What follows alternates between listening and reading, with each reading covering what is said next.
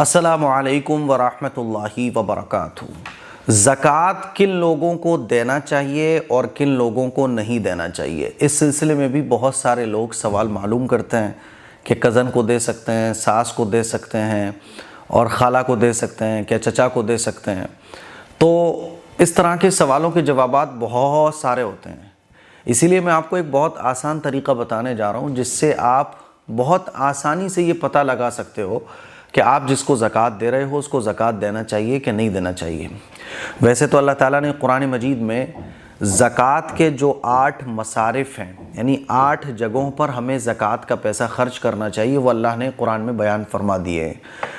انما الصدقات للفقراء والمساکین والعاملین علیہا والمؤلفۃ قلوبہم وفی الرقاب والغارمین وفی سبیل اللہ وابن السبیل۔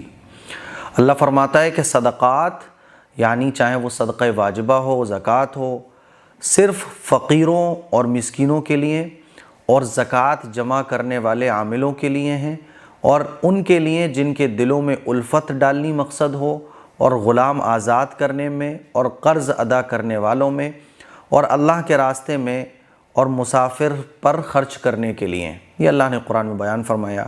فقیر کس کو کہتے ہیں؟ فقیر اس کو کہتے ہیں جس کے پاس کچھ بھی نہ ہو۔ مسکین کس کو کہتے ہیں؟ جس کے پاس کچھ مال تو ہو لیکن بنیادی ضرورت پوری کرنے کے لیے کافی نہ ہو، بہت تھوڑا ہو۔ تیسرا مصرف ہے عاملین زکوٰۃ۔ اسلامی اگر حکومت ہو تو ظاہر سی بات ہے زکوٰۃ وصول کرنے والوں کے لیے، جیسے گورنمنٹ کے جتنے بھی لوگ کام کر رہے ہوتے ہیں تو ان کی سیلری کہاں سے آتی ہے؟ یہی جو اب ہم لوگ ٹیکس دیتے ہیں، اس سے گورنمنٹ کے جتنے بھی شعبے ہیں وہ کام کرتے ہیں۔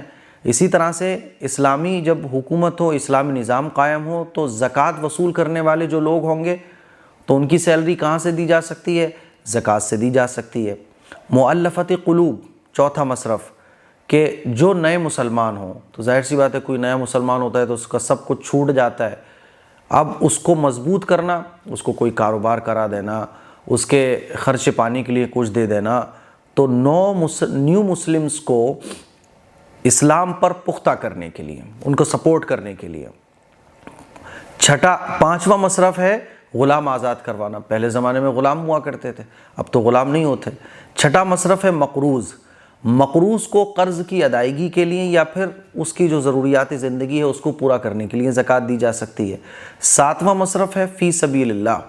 فی سبیل اللہ سے جو مراد ہے اصل وہ ہے مجاہد، یعنی مجاہدین جو اللہ کے راستے میں محنت کرتے ہیں، اللہ کے راستے میں کوشش کرتے ہیں۔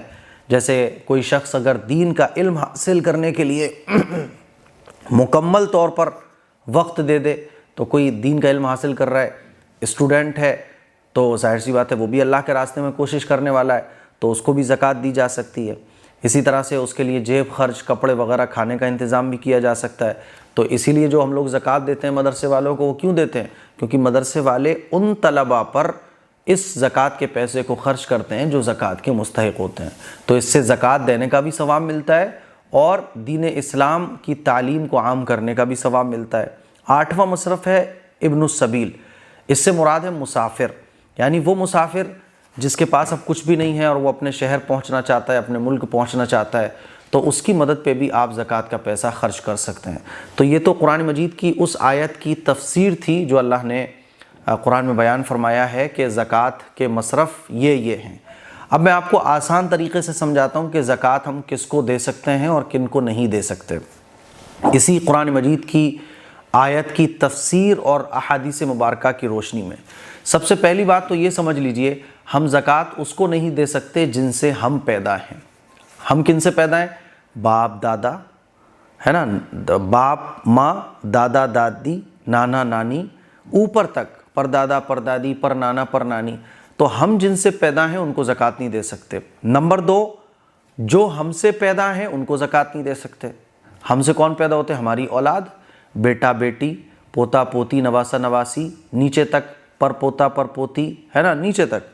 تو نمبر 1، ہم جن سے پیدا ہیں ان کو نہیں دے سکتے زکوٰۃ، اور جو ہم سے پیدا ہیں ان کو زکوٰۃ نہیں دے سکتے۔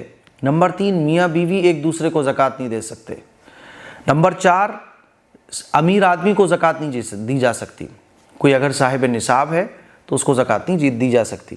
جیسے بعض لوگ جو ہے نا، سونا چاندی ان کے پاس ہوتا ہے، زمینوں کے بھی مالک ہیں، لیکن پیسہ ہاتھ میں نہیں ہے تو وہ کہتے ہیں کیا کرے بھائی حالات خراب ہو گئے، تو لوگ ان کو زکوٰۃ دے دیتے ہیں. ان کو زکوٰۃ نہیں دی جا سکتی.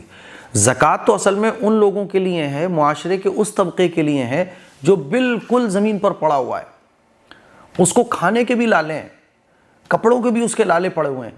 اصل زکوٰۃ تو ان کے لیے ہے جو بالکل سڑک پہ ایسے پڑے ہوئے ہیں کہ ان کا کوئی ہاتھ تھامنے والا نہیں ہے. ان کے لیے زکوٰۃ نہیں ہے کہ صاحب بچوں کی شادی نہیں ہو پا رہی تو آپ نے زکوٰۃ دے دی، کہ صاحب وہ حالات خراب ہیں لیکن سونا چاندی تو آڑے وقت کے لیے رکھا ہے تو آپ نے زکوٰۃ. ارے آڑے وقت کے لیے رکھا ہے تو اور کون سا آڑا وقت آئے گا؟ ٹھیک ٹھاک آدمی ہے لیکن صاحب اپنا سونے کو نہیں بیچنا چاہتا، پراپرٹی ہے اس کے پاس لیکن وہ اپنی پراپرٹی کو سیل نہیں کرنا چاہتا، وہ کہہ رہا ہے مجھے زکوٰۃ دے دو. نہیں، زکوٰۃ تو ان کے لیے ہیں جو بالکل زمین پر پڑے ہوئے ہیں، جو اپنے بچوں کو پڑھا نہیں پا رہے ہیں، کھانے کے بھی لالے ہیں، ان کے لیے ہیں زکوٰۃ. تو صاحب نصاب شخص کو بھی زکوٰۃ نہیں دی جا سکتی. صاحب نصاب کس کو کہتے ہیں؟ صاحب نصاب اس کو کہتے ہیں جس کے پاس 52.5 تولہ چاندی جتنے روپے میں آ رہا ہے مارکیٹ میں، اتنے روپے اگر اس کے پاس ہیں، چاہے وہ سونے کے فارم میں ہو، چاندی کی شکل میں ہو، بینک بیلنس ہو، چاہے وہ اس کے جیب میں ہو، یا اس کا بزنس کا سامان اتنے روپے کا ہے، تو کوئی شخص اگر صاحب نصاب ہے اس کو بھی زکوٰۃ نہیں دی جا سکتی. نمبر 5، غیر مسلم کو زکوٰۃ نہیں دی جا سکتی. آپ غیر مسلم کو زکوٰۃ نہیں دے سکتے. غیر مسلم کی ویسے ہی آپ مدد کرو، لیکن زکوٰۃ پر جو حق ہے وہ مسلمانوں کا ہے، بس مسلمانوں میں بھی غریب مسلمانوں کا. نمبر 6، سید کو زکوٰۃ نہیں دے سکتے.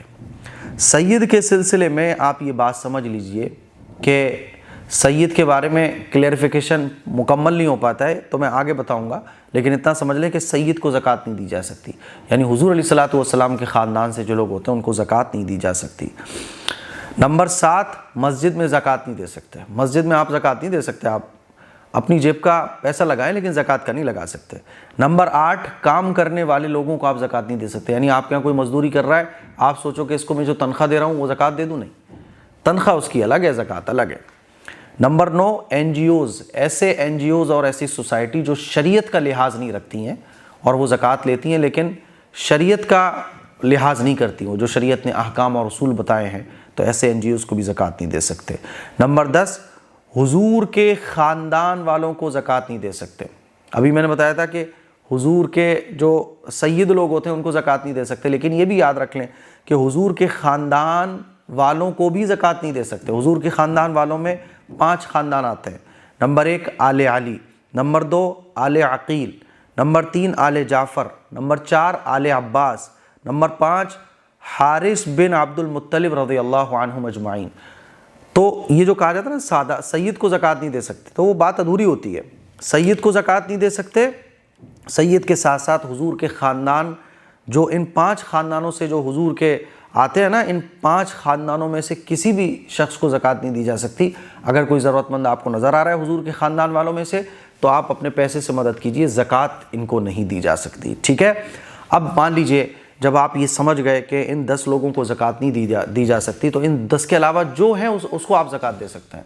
اب مان لیجئے مجھ سے کوئی پوچھے کہ بھائی مفتی صاحب ہم اپنی ساس کو زکوٰۃ دے سکتے ہیں؟ تو ساس کس میں سے آتی ہیں؟ آپ جن سے پیدا ہیں ان میں سے ہیں ساس؟ نہیں ہے. آپ سے جو پیدا ہیں ان میں سے ہے؟ نہیں ہے. میاں بیوی کا رشتہ بھی یہاں نہیں ہے، تو ساس کو زکوٰۃ دی جا سکتی ہے. اچھا کوئی پوچھے خالہ کو زکوٰۃ دی جا سکتی ہے؟ تو پھر آپ یہ دیکھیں کہ ہم جن سے پیدا ہیں اس میں سے بھی نہیں ہے، ہم سے جو پیدا ہیں ان میں سے بھی نہیں ہے، میاں بیوی کا رشتہ وہ بھی نہیں ہے، صاحب نصاب ہے، صاحب نصاب بھی نہیں ہے، غیر مسلم ہے وہ بھی نہیں ہے، سید ہے وہ بھی نہیں ہے، تو خالہ کو زکوٰۃ دی جا سکتی ہے، ماموں کو زکوٰۃ دی جا سکتی ہے، چچا کو زکوٰۃ دی جا سکتی ہے. آپ کو یہ دیکھنا ہے کہ آپ سے پیدا ہیں نہیں دے سکتے، آپ ان سے پیدا ہیں نہیں دے سکتے، میاں بیوی کا رشتہ ہے نہیں دے سکتے، شوہر وائف ایک دوسرے کو زکوٰۃ نہیں دے سکتے، صاحب نصاب ہے، اگر کوئی رشتہ دار آپ کو لگ رہا ہے کہ زکوٰۃ کا مستحق ہے لیکن آپ نے پتہ کیا تھا وہ صاحب نصاب ہے تو اس کو زکوٰۃ نہیں دے سکتے، سید کو نہیں دے سکتے. بات سمجھ آ رہی ہے بات؟ تو آپ اس طرح سے ان اصول کی روشنی میں یہ جو میں نے 10 چیزیں بتائیں اگر چیک کریں گے آپ تو بہت آسانی سے پتہ لگا لیں گے. بہن بھائی کو زکوٰۃ دے سکتا ہے؟ دے سکتا ہے، کیونکہ بہن بھائی میں جو یہ رشتے ہیں وہ موجود ہی نہیں ہے، تو بہن بھائی کو اور بھائی بہن کو زکوٰۃ دے سکتا ہے، کوئی حرج کی بات نہیں ہے. تو مجھے امید ہے آپ کو اچھے طریقے سے یہ باتیں سمجھ میں آ گئی ہوں گی. اور ایک بات یاد رکھ لیں، زکوٰۃ جب آپ کو دینی ہو تو اپنے رشتہ دار کو زکوٰۃ دیجیے. سب سے پہلے آپ یہ دیکھیے کہ آپ کے رشتہ داروں میں کوئی صاحب محتاج تو نہیں ہے. آپ کے رشتہ داروں میں کوئی زکوٰۃ کا مستحق تو نہیں ہے؟ رشتہ داروں کو زکوٰۃ دینے میں ڈبل فائدہ ہے، ڈبل ثواب ہے، ایک زکوٰۃ دینے کا، دوسرا رشتہ داری کا خیال کرنے کا۔ اسی طرح سے جو مدارس شریعت کے مطابق زکوٰۃ کا استعمال کرتے ہیں ان مدارس والوں کو بھی زکوٰۃ دی جا سکتی ہے، اس میں بھی ڈبل فائدہ ہے، ایک تو زکوٰۃ دینے کا، دوسرا دین کا علوم حاصل کرنے والوں کی امداد، دین کی اشاعت کے لیے تعاون، یہ ہو جاتا ہے۔ تو مجھے امید ہے کہ آپ کو یہ چند باتیں اچھے طریقے سے سمجھ آ گئی ہوں گی، اور زکوٰۃ دیتے وقت یہ بھی بتانا ضروری نہیں ہے کہ آپ زکوٰۃ دے رہے ہو، آپ کچھ بھی کہہ کے دے سکتے ہو۔ تو یہ ویڈیو شیئر کریں، دوسروں تک پہنچائیں۔ السلام علیکم ورحمۃ اللہ وبرکاتہ۔